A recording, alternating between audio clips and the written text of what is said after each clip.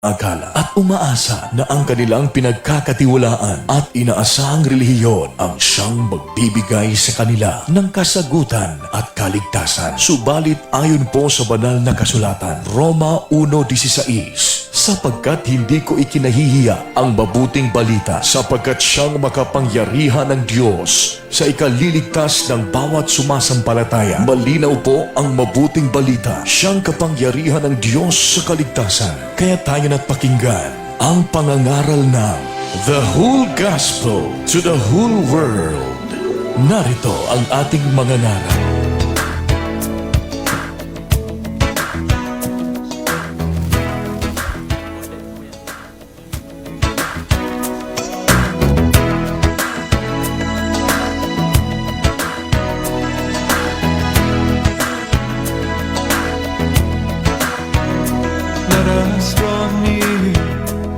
Our hearts full of faith, being washed clean of our evil ways. Let us draw near with our hearts full of faith, being washed clean of our evil ways. For he who called us will be faithful to do what he has promised, for his word is true.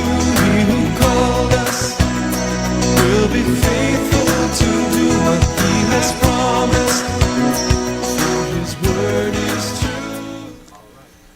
Isang magandang gabi po muli sa bawat isa sa ating mga giliw na tagapakinig. Purihin ang Diyos. Nagbabalik mong muli ang tangbalang Doc Rene at Doc Buddy. At ito po ang programang Straight Talk and Real Talk. So we will be having a new lesson once again for this evening. And we are so blessed sapagkat pinagkalooban na naman po tayo ng pagkakataon ng Diyos upang tayo po ay makapag-aral po muli at magbahagi ng salita po ng Diyos. And prior to that, tayo po ay manalangin. Doc Rene. Dakila at napagpalang Diyos, maraming salamat muli sa pagkakataon at sa pribilehiyo na maihayag, Panginoon o Diyos, ang iyong kabutihan. Hallelujah, ang iyong mga salita na nagbibigay kalakasan sa bawat kaluluwa na nangangailangan ng kalakasan, Panginoon. Kaya ang lahat po na naaabot ng mga tinig namin, o Diyos, ang naaabot, Panginoon, o God, hallelujah, ng signal ng radyong ito, Panginoon, pagpalain mo, Panginoon, lalo tigit sa mga nangangailangan. Mangusap ka sa kanila sa pamamagitan ng himpilang ito, o Diyos. Maraming pong salamat sa pangalan ni Jesus. Amen. Praise God. So salamat po sa ating pong Diyos na buhay. At prior to the start of our lesson, ay nais ko po munang bigyan ng pasalamat ang ating pong Panginoon sapagkat siya po ang Diyos na nagbibigay sa atin ng kalakasan, ng buhay, and He made all things possible, enable for us to be in His presence once again, and for this opportunity na makapag-broadcast po muli dito po sa DWBL 1240 sa inyo pong talapihitan. At meron po tayong lesson sa gabi pong ito, Doc Rene, sapagkat this is a very needful na atin pong ma-discuss, mapag-aralan. And we all know about it. Recently, meron pong tinatawag po na 5.5 magnitude po na earthquake. Mag-ingat po kayo. At ingatan kayo ng Diyos sa nangyaring lindol ngayon na ang kaligtasan ay sumaating lahat. Praise God. So salamat po sa Diyos. That is a wake-up call sa bawat isa po sa atin. Okay? So, pag-aralan po natin at pag-usapan po natin, we are going to share about a lesson for this evening regarding po sa tinatawag po na rest. Okay? Kapahingahan. Sapagkat kailangan po sa ating katawan yan, Doc Rene, sapagkat mayroon pong mga bagay na if we are going to let our threshold value to be exceeded, ay may mga problema po tayo diyan. So all we have to do is just find a way enable for us to make ourselves or our body to have rest. Praise God. Dahil yan din ang sinabi ng Panginoon, Doc Buddy, no? Nang sabi ng Panginoon, lahat kayo nabibigat ang lubha, lahat ang napapagod. Ang sabi ng Panginoon, no? Na tayo ay lumapit sa Kanya at bibigyan niya tayo ng kapahingahan. Not only rest in our soul, but rest in our physical bodies. Purihin ang Diyos.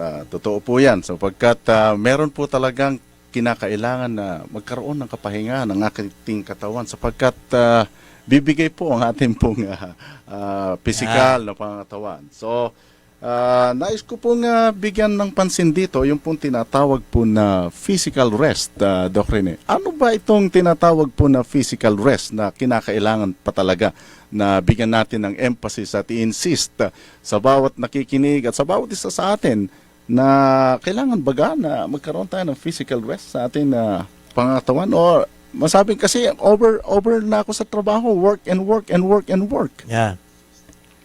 Even Jesus, ang Panginoong Jesucristo, ay nagsabing nagpahinga. Di ba? When He worked, nang siya po ay nagtrabaho, siya po ay nag-create ng lahat ng bagay na nakikita natin, even the human being. Ang sabi ng salita ng Diyos sa Genesis 2:3, and in the seventh day, and sanctified it, because that in it He had rested from all His work, which God created and made. Binasbasa ng Diyos ang ikapitong araw ng kanyang pangilin sapagkat siya nagpahinga. Hindi ibig sabihin nagpahinga ay natulog siya. Hindi natutulog ang Diyos. Pero ang sinasabi ng Panginoon dito, mga kapatid, ay kailangan din ng tao ang pahinga. No? Not only, mga kapatid, sa atin pong pangangatawang pisikal, maging sa ating mga spiritual, hindi ibig sabihin magpapahinga ka, titigil ka. No. Meron pong sinasabi ang salita ng Diyos about the resting of our soul. Okay. So, ibig pala sabihin, Pastor, there is a word which was spoken in the Bible, it was written in the Bible that even God Himself Rest. ay nagkaroon ng tinatawag na rest. Yes. Amen. Alright. So, meron po kasi ditong gusto kong bigyan ulit ng pansin ito, Doc Rene, sapagkat if we're going to look upon on this word, resting is just as important as working out. Kagaya po ng tinatawag na nagwo-workout po sa atin, because it is an equal part of the total process required, okay, to build strength. So the same as the workout, pagka nagwo-workout ka, nabibuild up talaga yung tinatawag na tinatawag na muscles and strength and endurance. Kasi yung nga nagwo-workout po tayo, and especially, all right, yung tinatawag na resistance training, nawo-workout yung mga muscles po natin, ano? And it breaks our body tissue. Yun po yung tinatawag po na nagwo-workout doon, ano? But rest days, itong ating pong bigyan ng pansin dito, but rest days allow, all right, allow our muscles and nerves, bones, all right, and another thing is to connect it or a time to build. So, sa atin pala, ibig sabihin, Doc, na kapag tayo ay nagre-rest, doon yung time na nagkakaroon ng build-up, yung tinatawag na, again, another strength, and to regain our energy. Kailangan natin ng energy.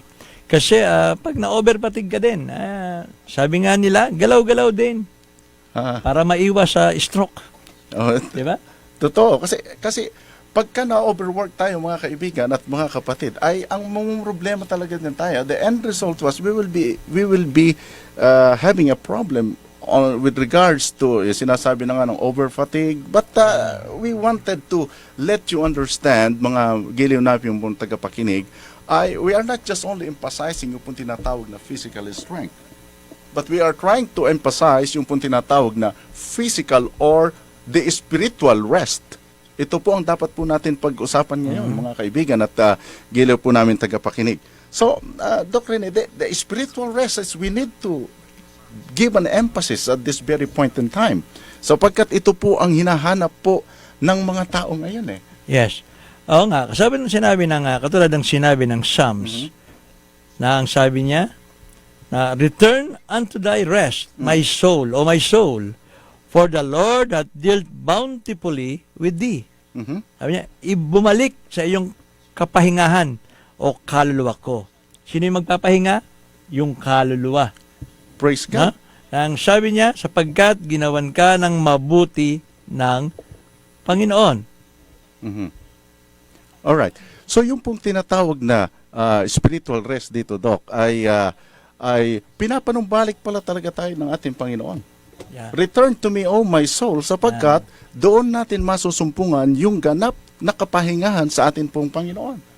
Sapagkat mga kaibigan, amen. kung ating pong titingnan, yung pong tinatawag na physical rest po natin, kung tayo po ay nagre-relax, alright, and we get some time to recover, alright, from yung tinatawag na earlier stress. Ito po ang mahirap na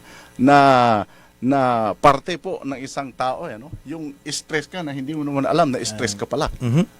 Aha. Ang akala natin ay normal lang po yung ating pong mga actuations, but the reality, and this is the real talk this afternoon, ay stress na po pala tayo. So, therefore, Doc, ay kinakailangan natin magkaroon ng tinatawag na physical rest or magkaroon tayo ng relaxation. Yes, kasi ang sabi ng Panginoon, even the ox, even the ass, ang sabi ng Exodus 23:12, kailangan din magpapahinga. No?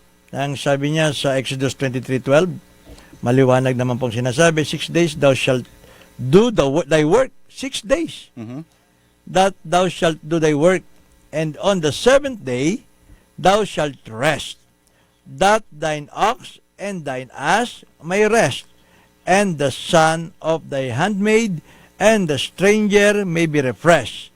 Sabi niya, sa ika-6 na araw, no, magtrabaho ka. Pati yung iyong mga hayop na gumagana, na nagtatrabaho din, ay dapat din palang magpahinga. Hindi lang pala ang ating mga pisikal na pangangatawan. Pati sabi niya, pati ang anak na lalaki at iyong aliping babae at ang mga ibang lupa ay makapagpahinga. Nare-recall ko, sabi ng aking pastor, pagka ikaw daw ay nagpupuri sa Diyos, you are having your rest. Praise the Lord. No?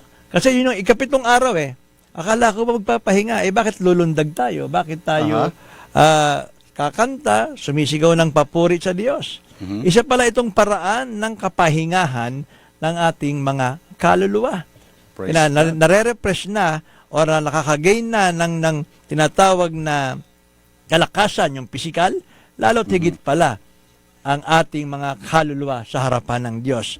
When we worship, when we praise, we are, mga kapatid, gaining, mga kapatid, ng kalakasan mula sa ating Panginoon. Praise God. So, napakaganda po nung talata na nabasa po ng ating pong Pastor Doc. Salamat po sa pagkabasa. But kung titingnan din po natin, mga kapatid, yung pong tinatawag na rest and relaxation. Okay. Tignan po natin ito, mga kaibigan. I am talking about, Doc Rene is talking about the spiritual rest, and I am talking about yung tinatawag na physical rest. Okay. Alright? So, ganito po. Yung sa ating pong physical rest na sinasabi, is a one way na tinatawag po nagkakaroon ka ng relaxation. Alright. By relaxation, mga kaibigan at mga giliw na tagapakinig ngayon, by relaxation, we encourage the increase of blood flow. Nakukuha po natin.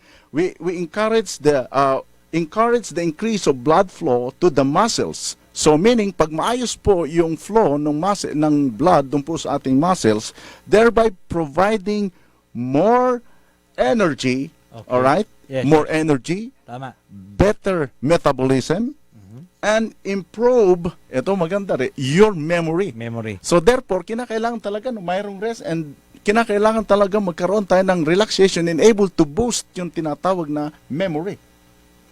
Kaya marami Alright. nakakalimot na laging pagod. Alright. And relaxation helps you to achieve a clear and calm mind.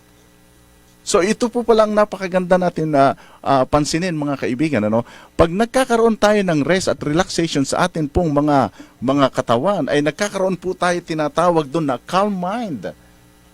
O, marami po ngayon ng mga tao na they are totally stressed, natatakot sila sapagkat recently daw kay 5.5 magnitude, Yeah. 5.5 magnitude. Yeah. But salamat sa Panginoon sapagkat there is a word of God na binasa mo, Doc, na mayroong kapahingahan na sinasabing ating Panginoon. All we have to do is to return unto the Lord. Yeah. Yan po yung tinatawag na spiritual rest na sinasabi ng ating pong Panginoon. Enable for us to experience it, we have to go on with the word of the Lord. Bumalik tayo. Sabi niya, Okay. bumalik ka sa iyong kapahingahan o kaluluwa. Kaluluwa ko. Mhm. Praise God. So, return unto thy rest, O my soul, for the Lord hath dealt bountifully with thee. Purihin ang ating pong Panginoon. Pinababalik tayo pala, Dok. Pinanunumbalik tayo ng ating Panginoon. So all we have to do is just return unto the Lord, enable for us to experience yung tinatawag na spiritual rest. Praise God. Alright. Now, yung pong tinatawag na spiritual rest po na ito, mga kapatid ko, ay binibigyan po ng pansin, binibigyan ng diin talaga na kinakailangan manumbalik talaga, Dok, eh. Yes. Kinakailangan talaga manumbalik tayo sapagkat hindi po natin kaya ang mga stress, eh. Yes. Kung sa physical nga kailangan ng pahinga, mas lalo't higit, mga kapatid, sa atin pong mga paglilingkod at relasyon sa ating Panginoon, pag tayo ay tinatawag na spiritually fit, sigurado, hindi ka makakalimot magsimba. Purihin Kasi yung ang mga Panginoon. napapagod, nakakalimot yan eh. Laging Ah. tulog. Ah, Kaya dapat tayo ay laging tawag yan, laging gising. Laging tinatawag na may kapahingahan ang ating pong pisikal para magampanan natin naman yung para sa ating mga kaluluwa. Kasi kung hindi naman tayo, mga kapatid, magpapahinga physically, hindi mo rin magagampanan ang para sa iyong kaluluwa. At sigurado, at makakalimot ka. Mas gusto mong itulog kesa magpuri sa Diyos. okay. Kaya, So, meron dito kasi ito po yung tinatawag na very stressful day. Sinasabi na, Yeah. Friday, very stressful day. At sabi nila, Saturday and Sunday na naman, magkakaroon na naman tayo ng rest physically. Yes, but the yes. problem is that it's not just a resting, but you are just spending your time na kung saan hindi naman ito nagiging fruitful. Alright. Kaya nga po, mga kaibigan at mga kapatid, ito po yung isang nais po ng ating Panginoon na maunawaan natin. Because we people, Yeah. okay? We really wanted to escape from troubles. Let's say meron po tayong mga stress. And the same is what David is asking for in prayer. Yeah. Kasi ang sabi niya po sa 55, alright? Psalms 55:6, Doc. Alright? And I said, oh, that I had wings like a dove. Okay? For then would I fly away and be at rest. So ganun po si David, mga kapatid, mga giliw na tagapakinig ko. Ganun si David na nagsasabing, oh! Alright? Oh, I said that I had wings like a dove. So he wanted to escape from the troubles. He wanted to escape from the stress. He wanted to escape and have a peace and rest sa kanyang buhay. Kaya nga, ang sabi niya, so I fly away and be at rest. So meaning doon, mga kaibigan at mga kapatid, David is looking for a rest sa atin pong Panginoon. And that's what the scripture that we had been read kanina. Alright? Doc. So yung spiritual rest po na sinasabi po ng atin pong Panginoon, mga kapatid ko, praise God, ay makikita po doon na yun po ang response ng atin pong Panginoon sa atin. Okay. yes. Kasi nga, ang sabi ng Panginoon sa Matthew 11, o at aking uulitin, verse 28 and 29, ang sabi niya, come unto me all that ye labor and are heavy laden. Pag sinabing heavy laden, it is very stressful. Pagod na pagod ka na. Pero kung lalapit ka sa Panginoon, ang sabi ng Diyos, ang sabi ni Kristo, I will give you rest. Praise God. Bakit? Kasi ang sabi niya, take my yoke, kunin mo, pasanin mo ang aking pamatok. Dahil sa atin, tayo ay nabibigatan na, pero ang pamatok ng Diyos ay magaan. At ang sabi niya, mag-aral kayo sa akin. Kaya lahat pala tayo nabibigatan sa atin pong mga nararamdaman, not only physically but spiritually, mag-aral lang tayo sa Diyos. Praise God. Mag-aral, bumalik ka tayo. Sabi ng Panginoon, pumunta kayo, bumalik kayo sa aking kapahingahan. Ang kapahingahan ng Diyos ay mag-aral, magbasa ng salita ng Diyos. Sapagkat ang sabi niya, ako'y maamo at mapagkumbabang puso at masusumpungan. Take note the word, Pastor. Praise God. Pastor Buddy, ang sabi niya, at masusumpungan ninyo ang kapahingahan, and ye shall find rest. Saan? Unto your soul. Praise God. So, very clear po ang ipinapahayag po ng ating pong Panginoon sa bawat isa sa atin. And the Lord is talking to us sa pagkakataon po ito na kung saan if you are being so stressful, Okay? God is looking for you and He is asking for you to return unto Him and seek Him. Sapagkat ang kapahingahan na ibinibigay ng ating pong Panginoon ay hindi po ito mabigat eh. Alright? Pag sinabi niyang bibigyan kita ng kapahingahan, so definitely you will be having a rest. You don't need to be stressed, but all you have to do when you find the rest unto the Lord, it's include also, Doc, yung tinatawag na peace. Correct. It's include peace. Hindi lang yung sinasabi, nag-rest ka, okay, na nagpa-relax ka na. No, meron pong peace. Ibig sabihin doon, kapayapaan sa pag-iisip, kapayapaan na hindi ka na nagwo-worry kung ano pa ang mangyayari bukas because you already find rest sa atin pong Panginoon. Correct. Kasi ang Pilipino kasi workaholic eh. Mhm. No? Lalo tigit sa mga Kristiyano, sa mga naglilingkod sa Panginoon, lalo sa mga kapwa natin manggagawa, they are very workaholic. Mhm. Pagdating sa espiritual, pagdating sa pag-aakay ng kaluluwa, pagdating sa gawain ng Diyos, workaholic. Kaya minsan, akala natin na hindi natin kailangan ng pahinga. Kailangan din natin ng pahinga. No? Ang akala ko noon, Pastor Buddy, ay trabaho lang ako ng trabaho, gawa sa Panginoon, may mga ginagawa, may mga department na dapat nating asikasuhin. Yun, bumigay ang katawan. Mhm. Ang sabi nga ng doktor, may bisyo ka ba? Wala.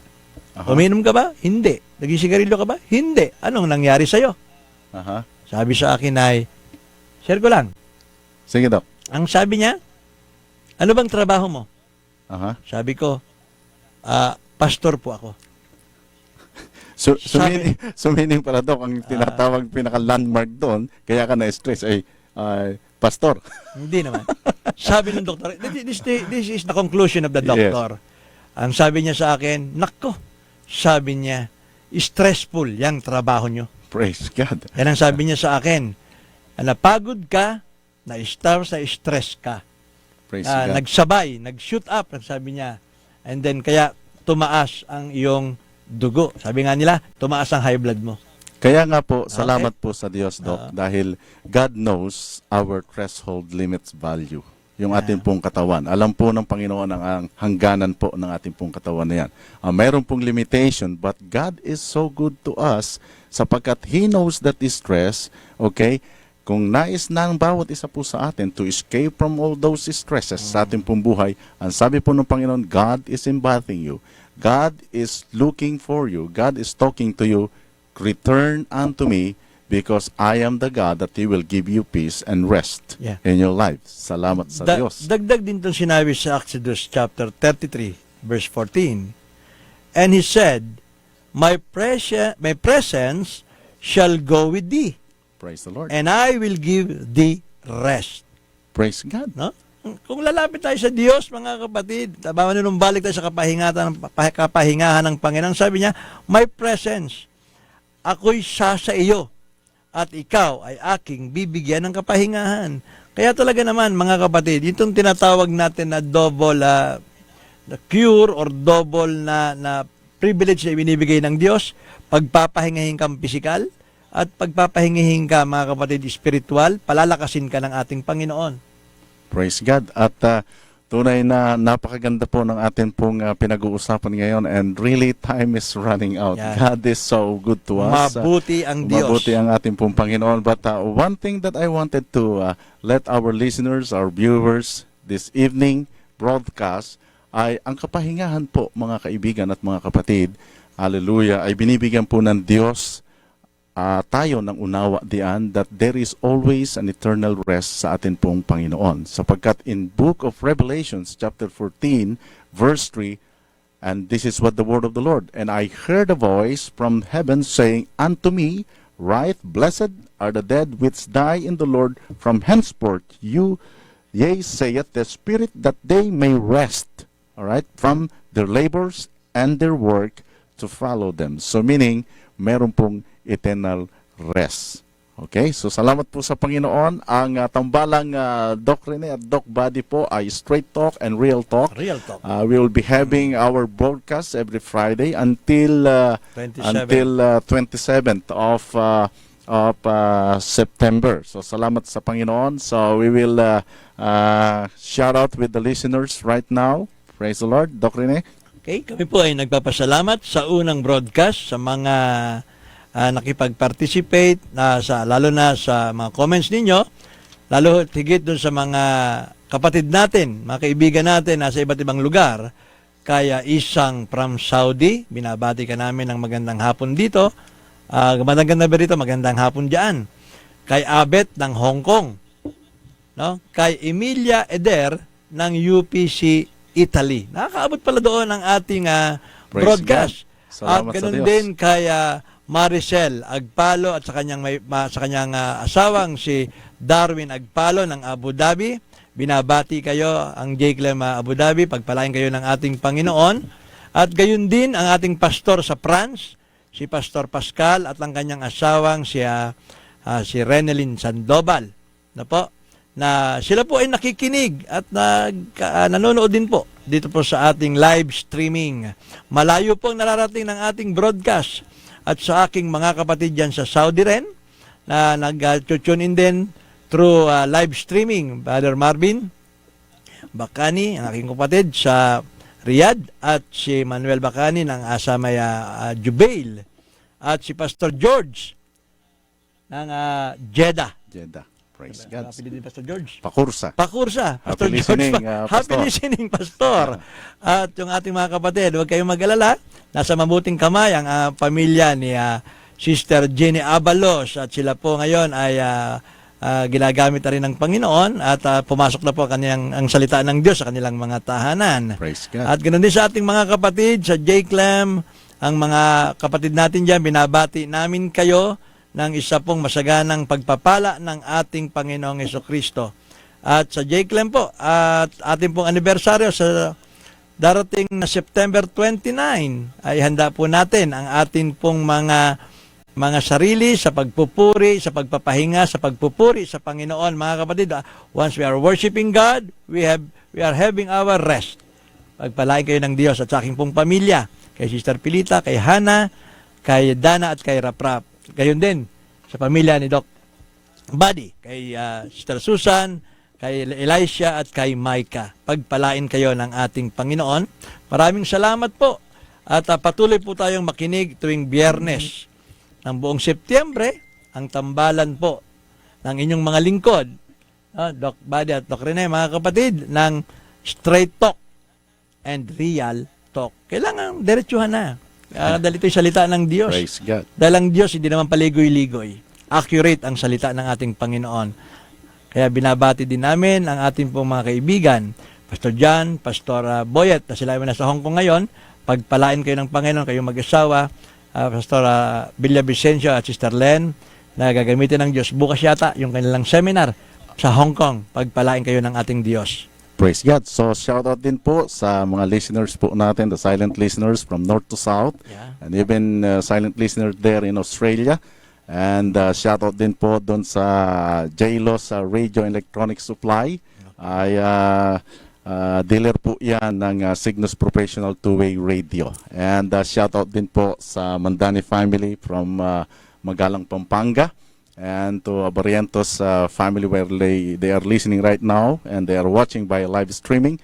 And shout out to my nephew, Yanni Ross. He told me that he is one of the favorites. So I already shout out your name. So salamat po sa Panginoon sa gabi pong ito. And we're going to pray also, Doc, doon po sa ating mga kaibigan at mga kapatid na mayroon pong mga karamdaman sa oras na ito, na bigyan po sila ng kagalingan ng ating pong Panginoong Hesukristo. So, sa gabi pong ito, tayo po ay muli, bago po tayo magpaalam sa himpapawid, tayo po muli ay mananalangin at ating pong hilingin ang gabay at patnubay ng Diyos sa bawat isa po sa atin. Okay, tayo po ay manalangin. Dakila at mapagpalang Diyos, aming Ama, Panginoong Hesus, salamat sa iyong kabutihan, salamat sa iyong pagpapala, Panginoon, salamat sa katagumpayan sa hapong ito na kami po ay nakapag-broadcast muli. Tunay, O Diyos, na ikaw ay napakabuti. Aming pong dalangin ang lahat, Panginoon, na naabot ng broadcast na ito, O Diyos. Pagpalain mo sila, tipuin ang kanila pong mga puso at isipan, and let their will and purpose be accomplished in their lives. We pray also, Lord God, for the healing, O Lord, for Brother G. Bakani, in the name of Jesus Christ, and even for Mark Joshua Mandani, in Jesus' name, let the healing touch of the Lord be upon thee. Salamat pong muli, Panginoong Hesus, sa hapong ito. Minsan po, Diyos, pinupuri ka namin, sinasamba at dinadakila sa iyong lahat ng papuri, pasasalamat, pagdakila at pagsamba sa pangalan ng Panginoong Hesus Kristo. Amen and amen. Praise the Lord. At muli po, bago kami matapos, 1 minuto pa. Binabati ko rin po ang ating mga kapatid, Brother Mon Icaro, Sister Mayet Icaro, Sister Weng, Sister Marisol, Brother Rudy, ang ating pong mga leader ng iglesia, mga kapatid, pagpalain kayo ng Panginoon, Brother Dennis Dayaw, Sister Joan Dayaw, na sila po yung mga ginagamit ng Diyos sa ating iglesia sa Pasig. At ang ating pong iglesia sa Pasig po, ang UPC J. Clem po ay located at Global Star Building, 4th floor Global Star Building. At ito po ay makikita at matatagpuan, mga kapatid, sa address na 102 C. Raimundo Avenue, Canyogan, Pasig City, in front of Evergreen Memorial Chapel, beside Pasig Police Headquarters. Ang ating pong services doon ay start po ng alas 8 hanggang alas 12 ng tanghali. Ng tuwing Sunday, prayer meeting po, 7 to 9 p.m. Overnight every first Friday of the month, 9 until hanggat kayang manalangin hanggang umaga, kaya nga overnight. Kaya binabati po namin ang lahat, maging ang ating mga outstations dyan sa Pasig. Pagpalain kayong lahat ng ating Panginoon. At sa susunod na Biyernes po, ang lahat po tayo ay muling magkita-kita. Salamat po, pagpalain tayong lahat ng Panginoon. God bless you, mga kapatid. God bless.